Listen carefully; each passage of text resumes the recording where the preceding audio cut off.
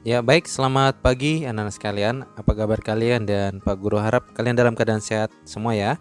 Nah, kali ini anak-anak kita ada di tema 5, subtema 3, dan kita ada pada pembelajaran kedua. Bagi kalian yang ketinggalan pada pembelajaran pertama, kalian dapat lihat pada link yang ada di atas. Adapun materi kita pada pagi ini adalah bersatu dalam keberagaman kekayaan daerah. Kemudian menggali informasi dari teks tentang pengaruh perubahan cuaca terhadap kehidupan manusia. Nah, agar kalian lebih mengetahui isi daripada video ini, maka siapkan diri kalian dan simak video pembelajaran ini sampai habis ya anak-anak ya. Nah anak-anak, kalian lihat ini adalah sebuah percakapan antara Edo dan Siti. Mereka bercakap-cakap tentang kekayaan alam. Nah, oke, simak percakapan mereka ya. Tanaman apa yang banyak tumbuh di daerahmu, Edo? Di Papua banyak pohon sagu. Kalau di daerahmu, tanaman apa yang tumbuh subur, Siti? Di Sumatera Barat, daerah asalku, padi tumbuh dengan subur. Oh, aku akan bawakan papeda untuk kalian. Papeda, makanan khas Papua yang terbuat dari sagu. Nah, anak-anak, dari percakapan di atas ya, ternyata kekayaan Indonesia itu beragam ya. Kalian lihat tadi Edo mengatakan bahwa dia berasal dari daerah Papua. Dan di Papua banyak makanan pokok ya, tumbuhan yang menghasilkan makanan pokok berupa sagu. Nah, makanan sagu itu dapat diolah menjadi papeda ya.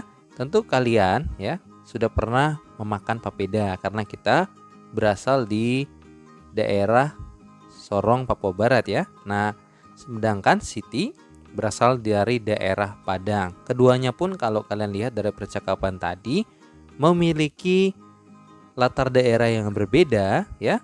Namun tentu dengan kekayaan alam yang berbeda pula.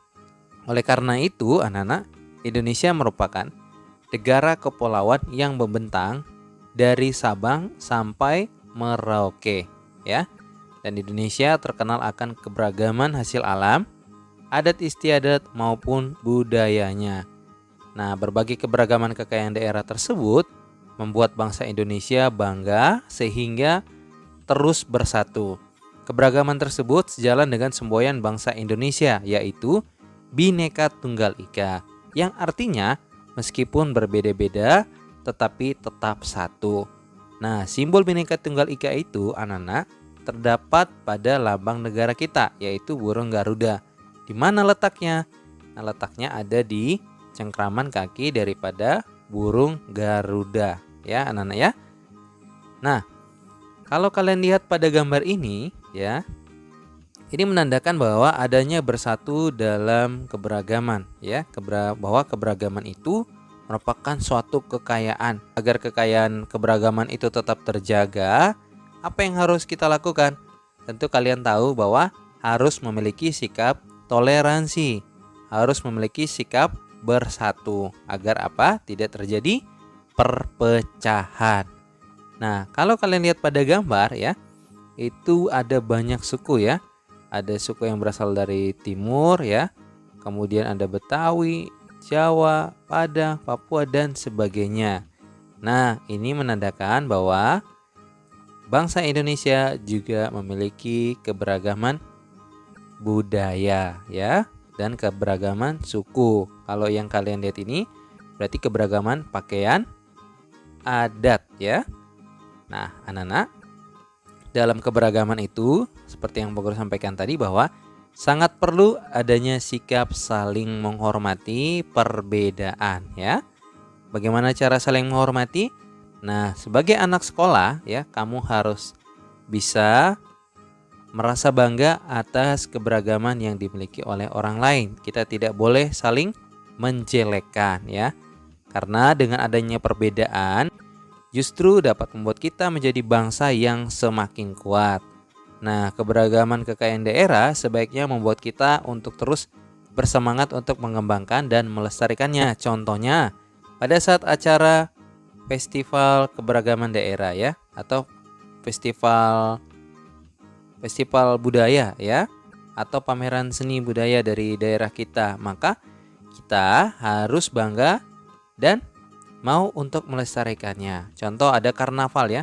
Ada karnaval dalam rangka memperingati Hari Anak ya, atau Hari Kartini atau hari 17-an Agustus. Nah, kamu ditunjuk sebagai peserta dan kamu harus menggunakan pakaian adat dari daerahmu.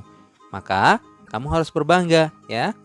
Karena siapa lagi yang dapat melestarikan kebudayaan daerahmu kalau bukan kamu sendiri. Nah, jadi anak-anak, dengan kalian melakukan hal seperti itu, maka kamu menjadi anak-anak yang mau mengembangkan dan melestarikan kebudayaan yang ada saat ini.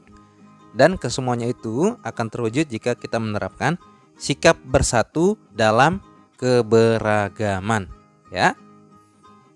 Nah, dari penjelasan tadi, maka kita masuk pada sesi ayo berlatih. Ada beberapa soal yang Pak Guru berikan di sini. Ada 4 soal ya. Pak Guru akan bacakan yang pertama. Tuliskan semboyan Indonesia yang berarti walaupun memiliki banyak perbedaan, bangsa Indonesia tetap bersatu.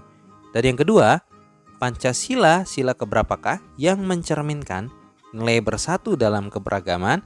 Dan yang ketiga, tuliskan sikap bersatu dalam keberagaman di lingkungan sekolah.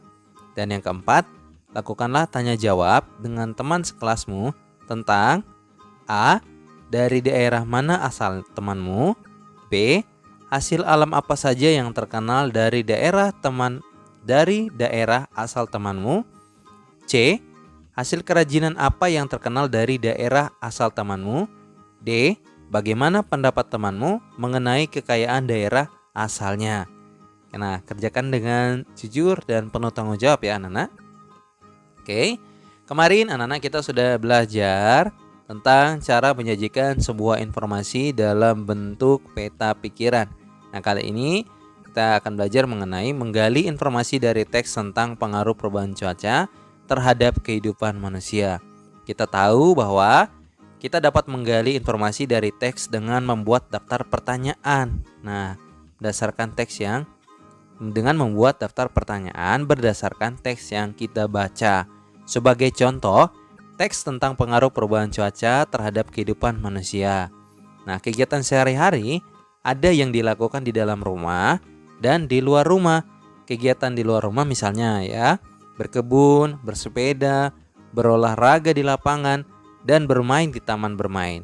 Nah, sedangkan contoh kegiatan yang dilakukan di dalam rumah misalnya adalah ibu memasak di dapur, ya, lalu menonton televisi, kemudian kegiatan mengatur rak buku, dan membersihkan kamar tidur.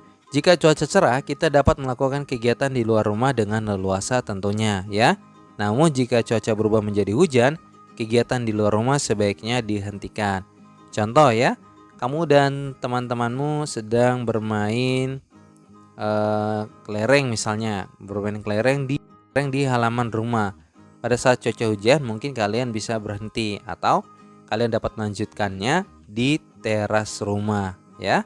Nah, anak-anak, kali ini dengarkanlah teks yang akan Pak Guru bacakan, kemudian catatlah setiap informasi yang kamu peroleh di kertas tugasmu.